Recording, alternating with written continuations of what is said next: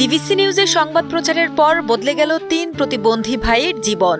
প্রতিবেদন প্রকাশের মাত্র ২ দিনের মাথায় সমাজের বিভিন্ন শ্রেণী পেশার মানুষ, রাজনৈতিক নেতাকর্মী, জনপ্রতিনিধি ও প্রশাসনের পক্ষ থেকে প্রায় ৫ লাখ টাকা আর্থিক সহায়তা পান প্রতিবন্ধী এই ৩ ভাই।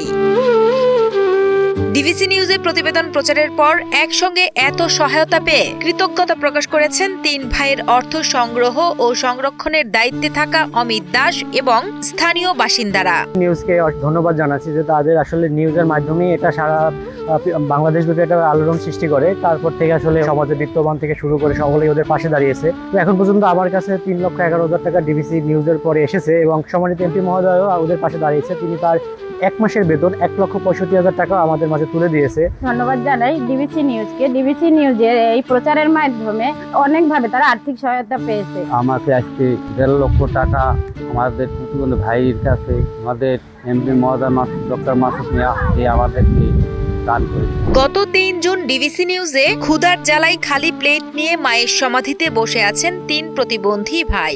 এই শিরোনামে খবর প্রচারিত হওয়ার পর উঠে আসে রিপন দাস, সাধু দাস ও নিধু দাসের মানবেতর জীবনের চিত্র। হৃদয়স্পর্শী এই দৃশ্য নাড়া দেয় দেশ জুড়ে অসংখ্য মানুষকে।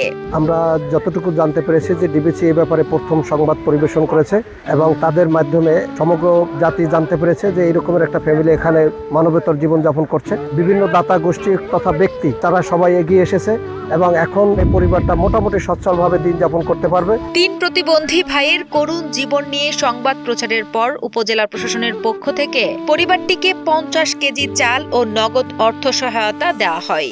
এছাড়া ৫ জুন সকালে পটুয়াখালী ২ আসনের সংসদ সদস্য ডক্টর শফিকুল ইসলাম মাসুদের নেতৃত্বে স্থানীয় নেতাকর্মীরা বাউফল উপজেলার ধুলিয়া ইউনিয়নের চাঁদকাঠি গ্রামের দাসনগর এলাকায় গিয়ে ৩ প্রতিবন্ধী ভাইয়ের হাতে এমপির ১ মাসের বেতন বাবদ ১,৬৫,০০০ টাকা তুলে দেন।